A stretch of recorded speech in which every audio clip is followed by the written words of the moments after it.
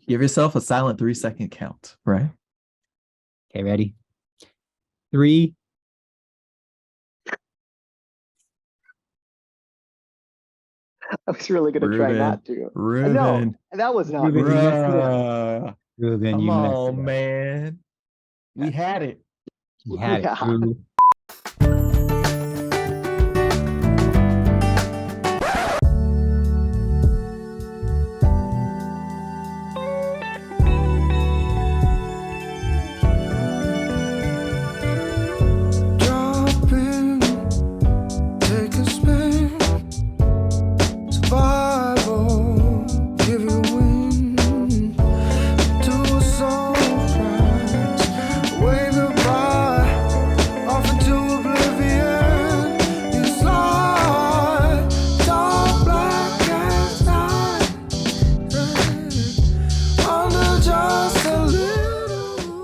Hi, everyone. Welcome to another episode of Island Connections. My name is Rod, Labrador.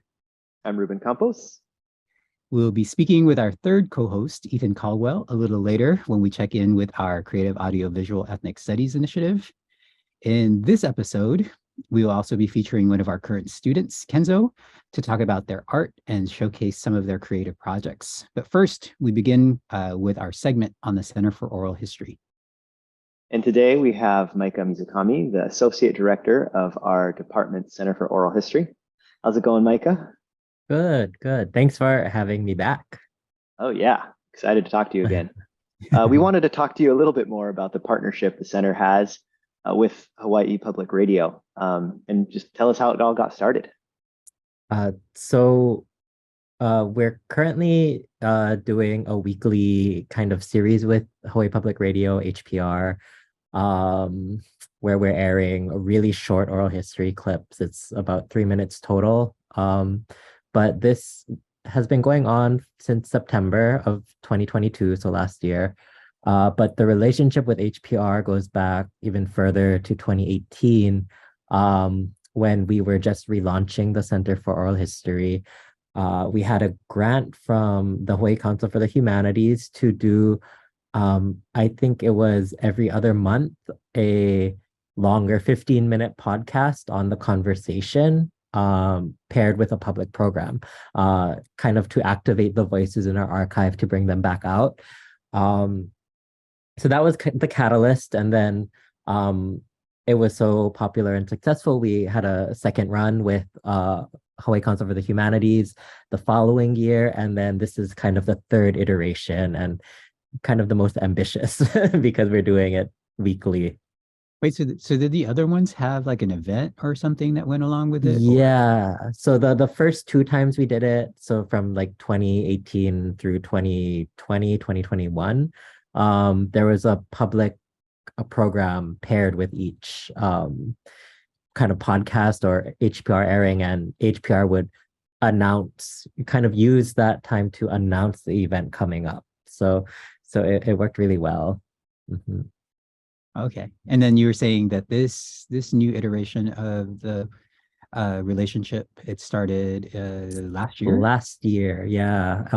So the first program aired the end of August, beginning of September. Mm-hmm. And we have kind of like a monthly focus, different themes that we're featuring. Some months we have multiple themes depending on how much content we have in our archives. Yeah. Well, there's a recent episode on Lay Day that just aired. Can you talk a little bit about that? Yeah, so this is actually the second time we're using interviews from our collection on lay sellers. The first one was in our first iteration of the podcast and relationship with HPR. That was in 2019, May of 2019. We were also kind of trying to get it close to Lay Day. That one we featured 5 narrators in it, and then this time we only had room for 2 because it's a much shorter program. But I love these stories with the lay sellers, and it's so nice to be able to feature those stories again, especially centered around Lay Day. Yeah, because when were those interviews done? Ooh, that's a good question. I want to say Yeah, maybe in the 80s or 90s is what I Yeah. want to say. Yeah, Yeah. because like you said, I think it's an amazing thing to be able to kind of bring those voices back from, 40 plus years Mhm. ago. Yeah. So before the show, we did mention that the Lay Day episodes were some of your favorite, but there are some 30 other episodes, over 30 other episodes. Are there any others that really stand out for you? Yeah, so in this latest iteration we have, I think, 32 is the number right now on the HPR website since last September. So within those interviews, it's really cool being able to see some of our more recent oral history interviews being featured now. Our first two kind of um programmings with HPR and Hawaii Council for the Humanities featured our older stuff, but now that we've been so active in conducting interviews, in this round, we've been able to feature some of our Kaho'olawe interviews, some of our national park interviews. Actually, one that was conducted just a month or 2 months ago. So really some of our newer stuff and even tapping into our COVID-19 interviews. So that has been really exciting to see those being featured now. Yeah, how is the reception been? Because it's been weekly, right? And Yeah. It's been pretty great. We hear from a lot of people like, oh, I just heard you guys on the radio. And they'll ask more information about it. But I actually just got an email today asking to listen to more from one of those lay seller interviews, because they didn't say they heard it on HPR, but I'm guessing that's how they they found the person's name. They're like, this was really interesting. I wanna hear more. So deaf people are hearing it and wanting to kind of dive deeper into our collections, which is great.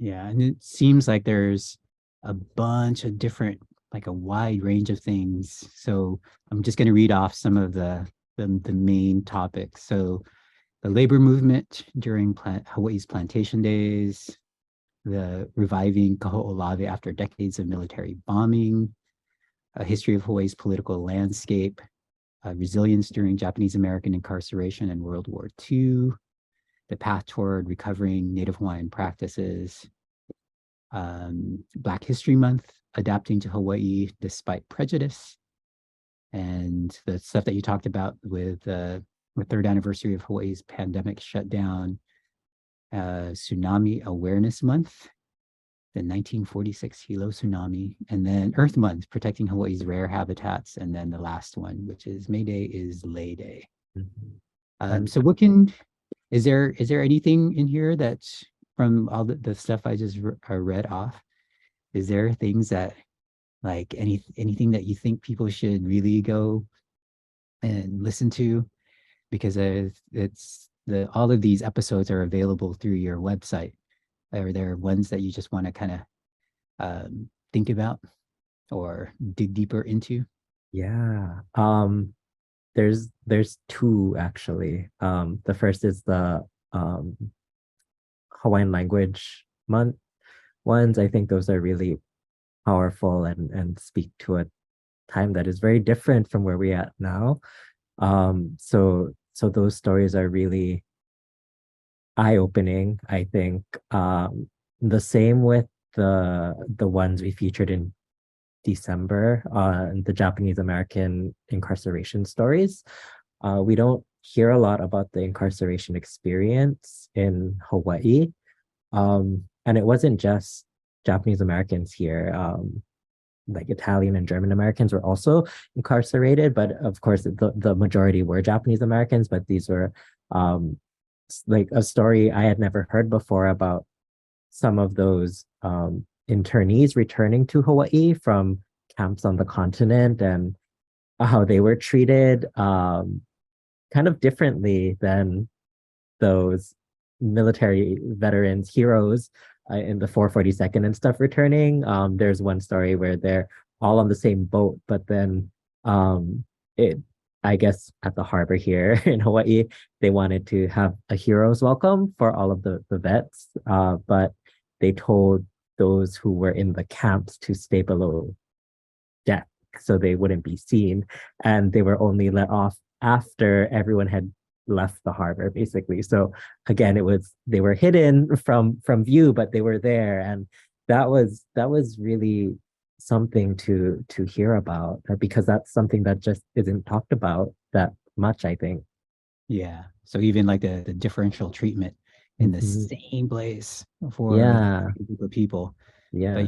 But I think that's really like an important thing that the center, the work that the center does, really kind of bringing to light all of these stories and these histories that that need to be uncovered and that need to be shared. So what can we expect to see in the future? Yeah. So this current iteration of the HPR programming is ending in May. So we have a couple more of those coming out. Those will be on climate change. And then we are looking for opportunities to continue this kind of programming in the future. So there'll be a gap, but hopefully we'll be back sooner rather than later with more great programming that can air on HPR. Well, thanks so much, Micah. That was great to hear about. Now I think we're going to be checking in with Dr. E.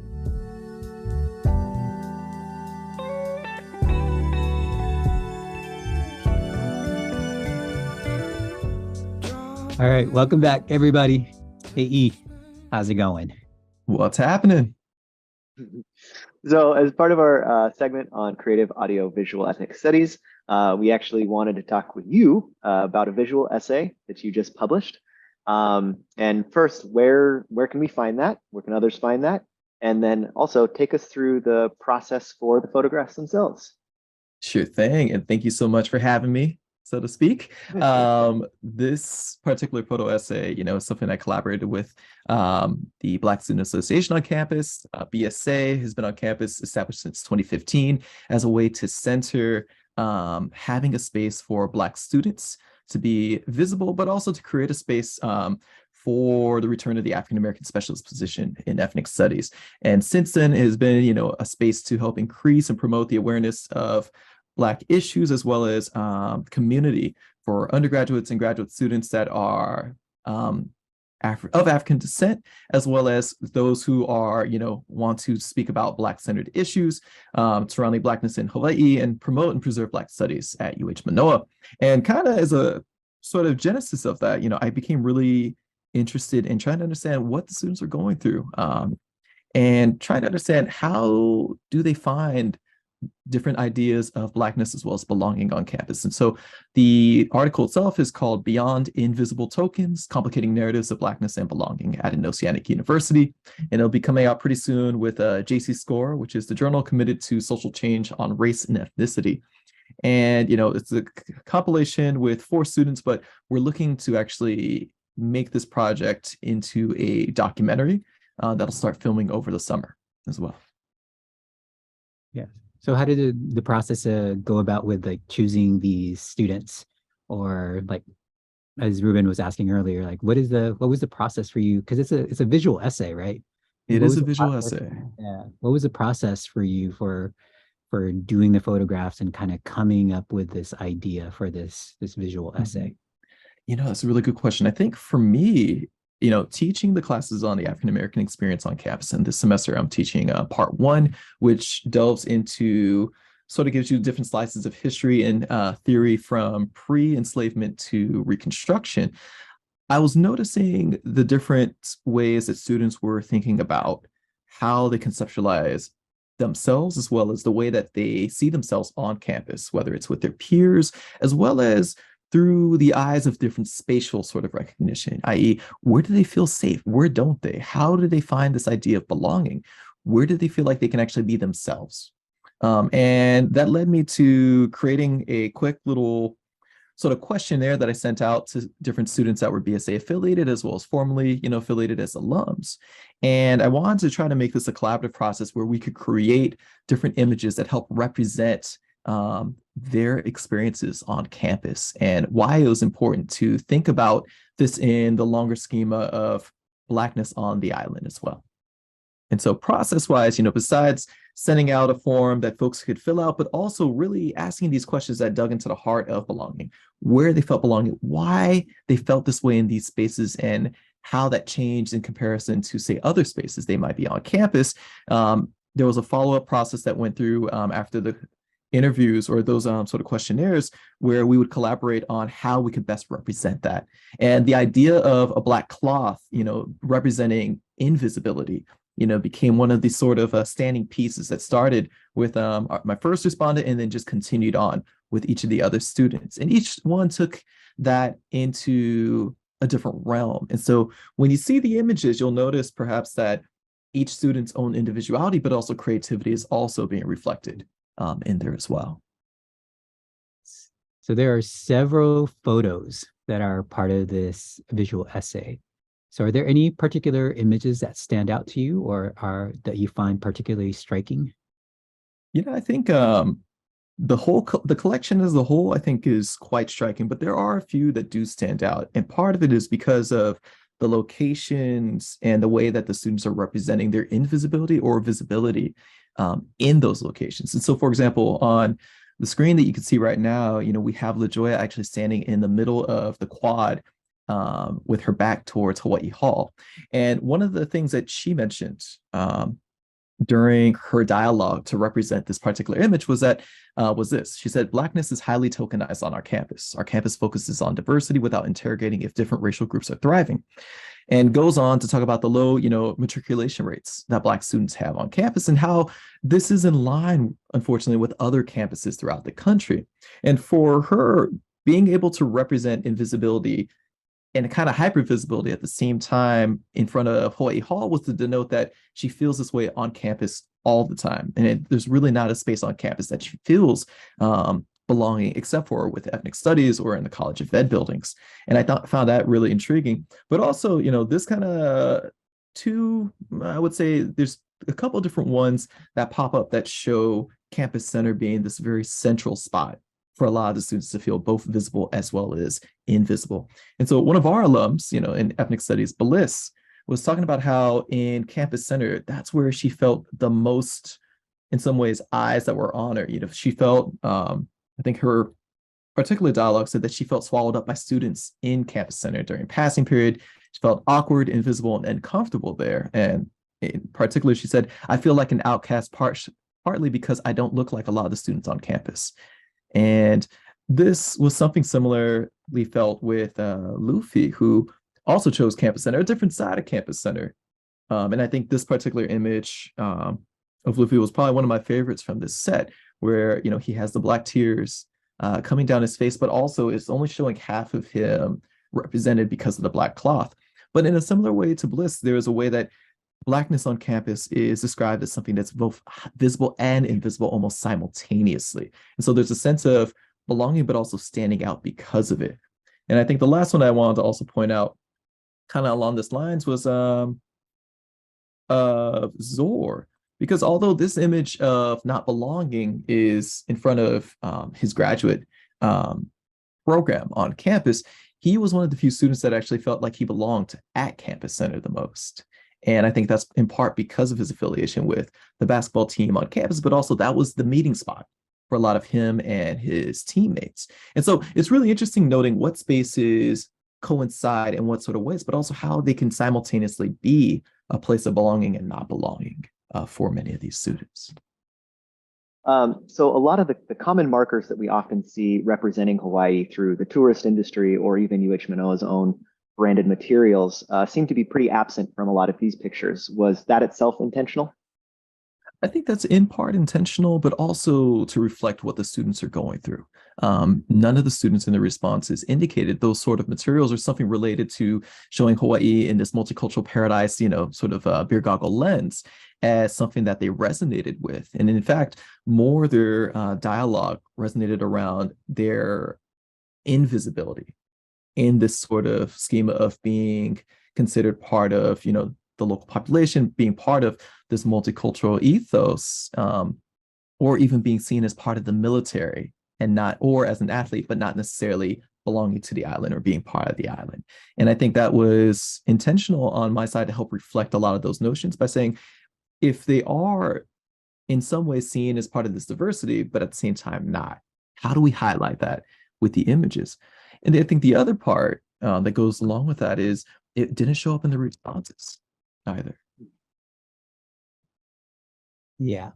No, I think those a bunch of these images really kind of, I think, capture a lot of what our students in our classes have talked to us about, and really kind of, I think, but it are also becomes something a little bit more, at least for me, much more, it shows a different kind of experience that students are having so even for things like passing by Campus Center, passing by these different buildings, passing by the quad where we walk through every day, right? And what does it mean for different members of our campus community, what it means in terms of place and belonging for all of us. And so where can we find this essay again so that folks can look it up and see the images and see your engagement with students? Yeah, you should be able to find it online through the UH library, more specifically through the journal committed to social change on race and ethnicity, JC Score. It should be coming out in the most recent spring issue. Yeah, and so this is actually part of what we've been, as part of our department, what we've been trying to do as part of the Creative Audiovisual Ethnic Studies Initiative. This is, Dr. E has been a really integral part of really looking at the visual ethnic studies component of it, and really kind of creating, how do we think, or how do we see, how do we look at in terms of the kind of imagery, the ideas around these things. And so please, everyone, take a chance and go look at these images, see them for yourselves. And anything else? No, stay tuned for more. All right, so up next, we are going to be doing our segment with one of our current students, Kenzo.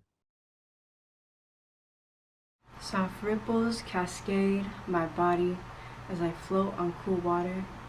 Calmness washes over me, not someone to bother. Sudden stir in the swell, can't get up fast enough. I'm pulled under, fighting, down with the rough. I open my eyes, ancestors amongst the sea, arms elongated, try to reach me. I reach out when suddenly I am hit, all on one, all on two. I scream, can you quit? They ask me, what are you? I'm Boricua, Filipino. They grimace and say, at least you got that curly hair though. Same hair that they always reach and touch. I sit there and take it as water, cheeks flushed. All on three, all on four, running out of breath. Suddenly I'm 13. I'm not tired yet. Was not tired then, but exhausted now. And I know I shouldn't be. Try to break free from penile identity. A voice in my head saying, why aren't you proud? They call me black dog, said I bark too loud. All on 5, all on 6, water fills my lungs. Indoctrination, self-hatred really gets the job done. Scrubbing my arms till raw and red. Brown won't wash off, I'm filled with dread. Grandma says that's what happens when exposed to the sun. System makes me hate myself, I just want to run. All on 7, all on 8, still underwater. Feel a hand touch me, it's my future daughter. I look back, see my Lola, then her mom, her Lola, our lines on a roller. Racist system does keep powers in place, fail to acknowledge the root of your pain. I look back, my heart grows, bigger than the swell, cause even though I repeatedly fell, I'm from the islands, I won't be silenced, ancestor pilots, shoulders of giants. All on 9, all on 10, back to a standstill, holding back tears against my own will. Constellations course through my veins, cause even when they try to race our face, better say their names, won't leave this space. I'm queer like the water, resilient through trauma. That's on my mama. Foundations, Filipinx, no limits on my queerness, where I choose to express. You can't hold me back.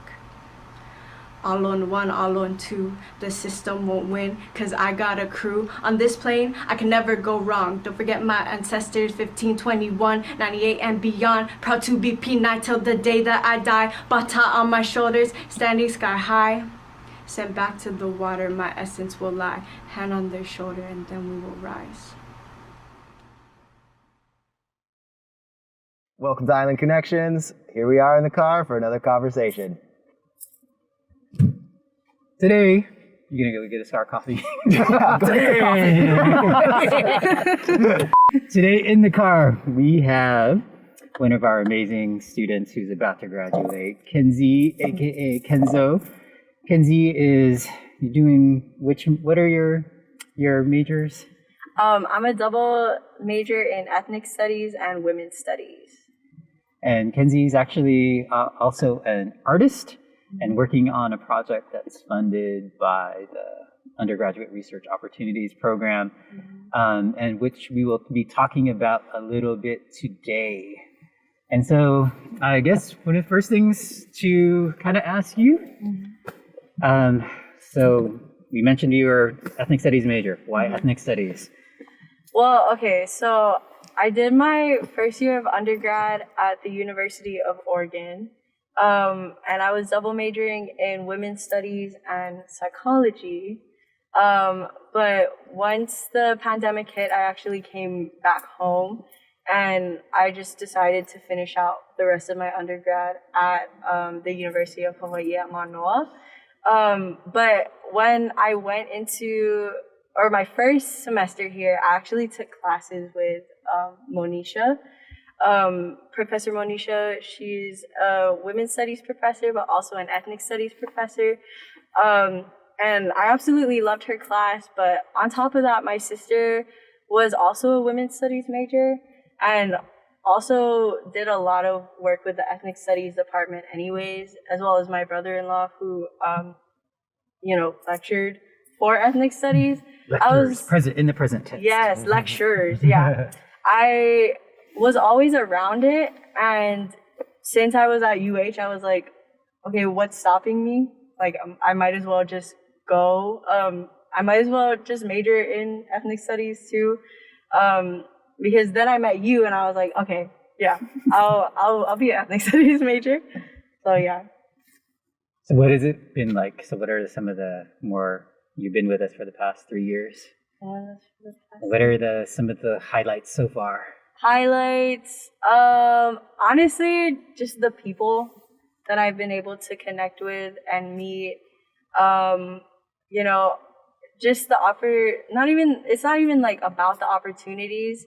It's just, I feel like ethnic studies and the people in ethnic studies have allowed me to grow in ways that I know UO wouldn't have like allowed me to. And grow like in academia, but also like personally too. I feel like ethnic studies has given me like the lexicon and these concepts to understand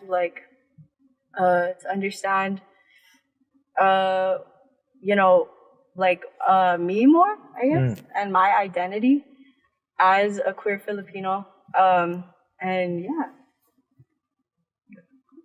Because then, like, one of the things that we were kind of thinking about then is maybe to kind of get us to some of your work. Like, how is your creativity, your creative stuff, how is that connected to some of the classes and things that you've been taking? Okay, well, I mean, this whole project started because I was on the panel for the Association for Asian American Studies.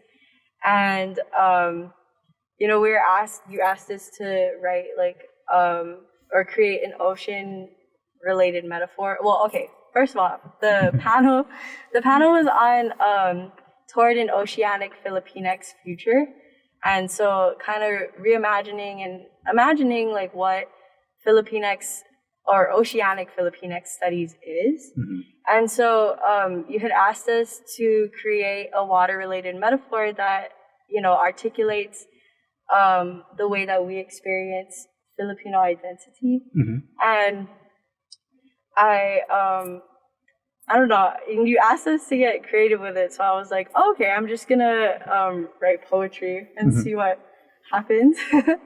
And, Alon came about, and that was my first piece. That's my first piece of, my whole... So what does Alon mean? Alon is wave in Tagalog. So it's it's talking about sets of waves coming in, and each set is a different experience and tells a different story of like my life and of who I am, but it all comes together as one cohesive piece. So I feel like, I don't know, and just the idea of oceanic Filipinx studies like is definitely in that piece, and I try to incorporate it in the rest of my pieces as well.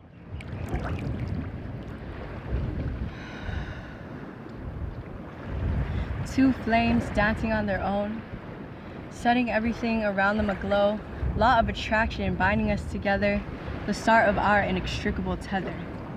Two flames become one, the physical embodiment of 1,000 suns, no longer just you or me, but instead one, symbolic of we. As our fire burned, mine began to dissipate, gradual extinguishment as yours began to proliferate, not destiny nor fate, but a sad soul lost and saved too late. First a mere drop of water turned a monsoon when fire didn't stand a chance, saturation done strewn. Our, your, my fire, gone.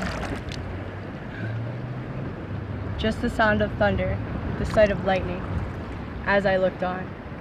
A pile of ash is what I've become, but from those ashes I rise, refusing to succumb. Feeling beyond this self-trained numb, it is me I return to. A melody present yet unsung. Good night, good morning, but never goodbye. See me in the stars falling upon the night sky.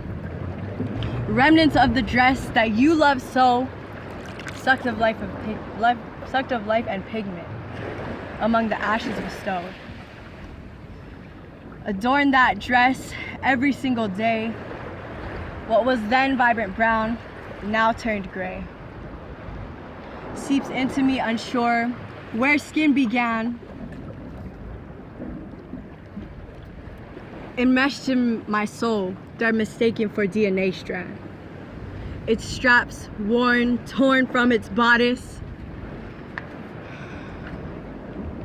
Wrap around my neck, unabashed turned modest. No longer asking you to stay, foolish expectations translate to unbecoming betray. Painted, tainted in your gray hues when I embody color, yellows, reds, blues. Good night, good morning, but never goodbye. Hues of watercolor no longer staying dry. Tears fall upon these willows dyed. Tears fall like rain upon these willows dyed. On my doorstep wilted, our end drawing nigh. Wept tears mixed with ash and of that granulation, vibrant colors appear glorified in contrast. From water within me, conjure pigments shine through. Doused in colorant, arise into view. The sight of a phoenix, of mere ash, wings no longer clipped, unequivocally sane yet rash. A form that rings, loud and true, one that is of color, me, and untainted by gray hue, you.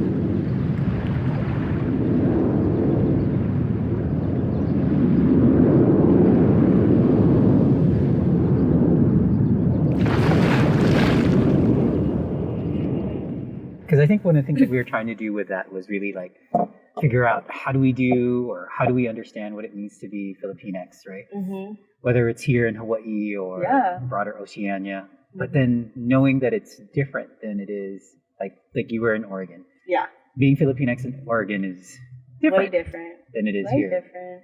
And so I think part of like when I started thinking about this a couple of years ago is like how do we get at that? How do we capture those different kinds of experiences, but knowing that they're connected? Yes, right? yes. And like, I think, you know, yes, we're all like being Filipino in Oregon and then being Filipino in Hawaii is still diaspora, but I think those, like you said, those experiences are extremely different and have different dynamics and histories. Like, especially in when you take account of like place, like Hawaii is so like that's a history on its own. So I feel like Oceanic Filipinx Studies kind of allows those stories to be created and fostered in ways that, you know, Filipino American studies wouldn't be able to. Yeah, can you talk a little bit more, because there's, in addition to being Filipino, there's other kinds of identities that you also embody and that you incorporate into your work as well? Oh, absolutely. So it's not just like being Filipinx in Hawaii, but it's also being non-binary, queer and Filipino. And so while this started as like alon and, you know, kind of looking into those experiences like here, it also talks about like the water themes of this project really emphasizes the fluidity of like my identity and just not identity, but my being, my existence. And like water, playing with water and like using water related metaphors has helped me to, I don't know, better articulate like how I exist and how I'm trying to navigate this existence that has been co-opted by white heteronormativity.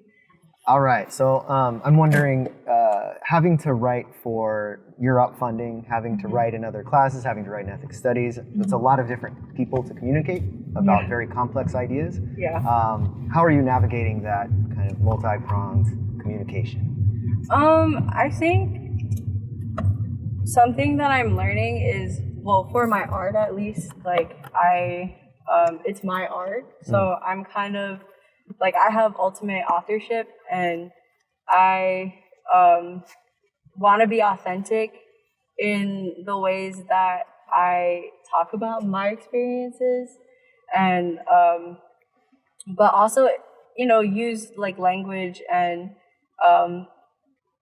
ways of speaking that, you know, can be easily taken in by others. But also, like, I hope that other people can, you know, relate.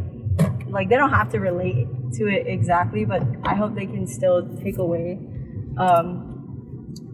you know, their own reflections when they hear my art.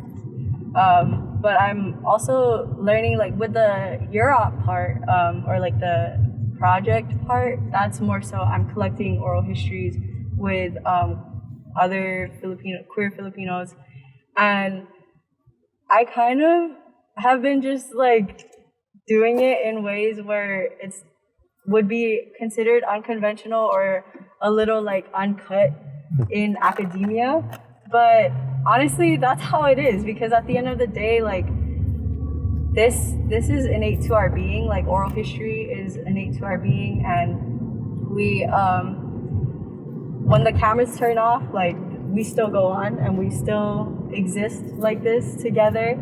And I wanted to kind of capture that on film and in this project, and that's why it was so important for me to do this and to do that. Like I know it is under like academia, but I don't know, like it was having that autonomy, that creative freedom to do so has meant like a lot to me.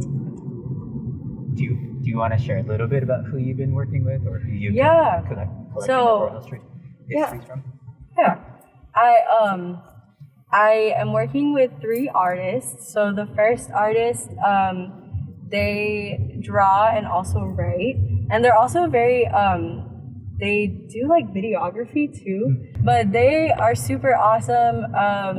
They showed me during our oral history, they actually showed me a lot of their works, and there's this one work that they showed me. It was, they created this music video with their siblings, but they had drawn out like panels for the music video. And it's actually about, so it was inspired by a song that was talking about this man, like the artist, coming out as gay. Mm-hmm. But in their version of in their adaptation of the music video, they use their siblings, who are brother and sister. They use their siblings to kind of change the narrative, and instead of him coming to terms with the fact that he's gay, he's actually trans. So they played a lot. They played a lot with that craft and that art to create something entirely new that actually would allow them to talk about their own experiences with trans identity and learning how to articulate that for themselves. And then the second person is a fashion designer, absolutely amazing. They make their own clothes. They talked a lot about how their family is their inspiration. But something that that sticks out to me from that oral history is that when they were talking about their crocheting, because they also crochet, they do various mediums of fashion, or they play around with really anything. They literally made a jacket out of a couch, couch material. It's insane. But they were talking about their crocheting art, and they love to crochet because they said that it's because it's all one strand, but it creates something entirely different. And I was like, oh my gosh, that's amazing. I was like, yeah, absolutely. And I feel like we all have one strand in some sort of way, and we cultivate it in ways that speak to us. And that was really amazing to witness and just be in conversation about. And then my last one, they are a DJ, and they were just talking to me about how music kind of just transcends binaries, has the ability to articulate things that are hard to talk about. And so with them, they said that music has saved their life because they wouldn't be able to, express and create in ways that speak to them authentically without music and DJing. And that was really amazing because I want to DJ. I want to learn how to DJ too, and I resonate a lot with that. And yeah, all three of them were absolutely amazing to work with, and it was really, it was just really full circle and kind of really nice to see other queer Filipino artists doing their thing, and just learning more about them and even myself too. No, let me ask, and how did you get in contact? How did you connect with these folks? So, well, the first two, I'm actually in class with Monisha. One of them is an ethnic studies major. Fashion and ethnic studies. Yes, and we're trying to convert the other one to ethnic studies. They're currently an American studies major.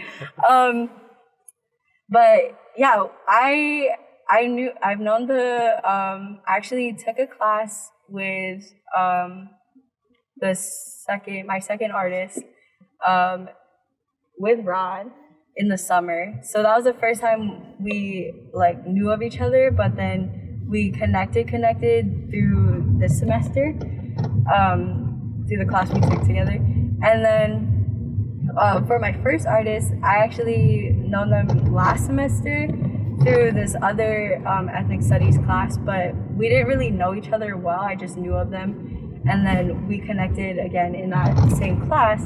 But then my third artist, I've known them for a while. I admired them for a really long time, and it wasn't this was our first opportunity to really connect and talk about some real stuff, talk about our experiences, and they were super down. So I'm just really happy that I was able to get that the chance to do that with them. Maybe you can use this opportunity to kind of talk about your own pieces. Mm-hmm. In what ways? So the 4 pieces. Mm-hmm. So you basically gave you a homework, right? Yep. The idea was this notion of love in 4 movements. And then you took it on and decided you're going to have 4 sets of waves. Yeah. So can you talk a little bit about that? Like talk about each one of those? Yeah, so the first, I already talked about the first one, it's alon. And that kind of talks about my experiences as a Filipino in Hawaii, with also like hints of my queerness in it as well, because that is me. It's like inseparable, really. You can't really separate it. And then, but it's also like alon is also an ode to the women and the femme folks in my life, and also an ode to my future children and just generations to come, whatever that means, you know? And then the second piece, the second alon, is Reverberations of Liberation. And that was actually inspired by one of my classes, or one class that I'm taking right now. It's called Filipinos in Hawaii. It's your class, but someone else is teaching it. We did an activity and we were asked to talk about, like, to describe through the 5 senses, like what sovereignty means to you. And I chose sound, so sound of sovereignty. And I always, like, when I think of sovereignty through sound, I think of rushing water. And I think of just like that roar and just like water moving like unapologetically, with no bounds, no limitations, and just moving and ebbing and flowing in the ways that it's meant to be. And so Reverberations of Liberation kind of like go off from that, but then it's also inspired by this piece called Huaka'i by Bernice Akamine. It's in the Hawaii State Museum. And I actually was at a poetry workshop with Brandy Nalani McDougall, and we were asked to like pick a piece and then, you know, talk about it or write about it. And so that's also like what it's inspired by too. And then the third one is of Scorched Plumes. And so Love in 4 movements is definitely, I talk about like my own experience with love, and yeah, and that kind of just describes like this past relationship that I was in, but also, you know, it describes like my heartbreak, but it also describes like a return to myself and return to home. And that's where the 4th alon comes in, which is Love Survived and Return to the Sea. So it has like this whole circle effect. And the 4th one, I just talk about returning home, and it's like it kind of picks up from the 3rd alon and is like not really the ending, but definitely like a full circle moment, and then leaves it open for like more possibilities and just more waves to come. But these 4 waves kind of articulate and encompass like my experiences throughout this part of my life. But the last one leaves it open for more waves to come. Also wondering, and this is kind of what you're speaking about, it seems like you're having to write about your own being that's constantly changing, and pulling back to that single thread. There's a lot of more metaphors like that you're building through this kind of work, which also have, of course, like nuanced academic, you know, aspects to it. What's the next phase of this work, or is this something that you feel is completed and now you want to capture or explore some other kind of? I don't think this will ever end. Like, I don't think it'll ever end, really. I think the project will end, like the literal, like, physical project will end, but these stories, these collection of stories, these living, breathing stories will never end. And my story won't end. And I don't want to stop writing. I think I'm gonna continue doing this even though I am graduating. I feel like art allows us to express ourselves in ways that words can't, and I want to be able to continue that even outside of academia, because art isn't academic. It can be. They'll try to, but art is life, and I want to continue with it. I want to not just continue with like my poetry and everything, but I also want to learn how to do other stuff too, like DJing, maybe producing. Like, I don't know, really the possibilities are endless.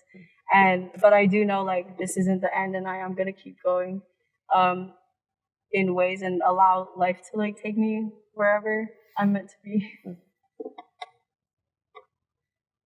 I guess that's probably a good stopping point.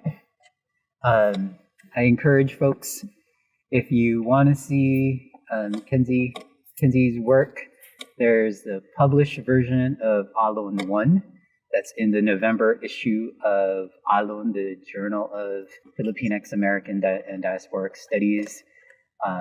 You can go check that out. So thank you, Kenzie. And thank you.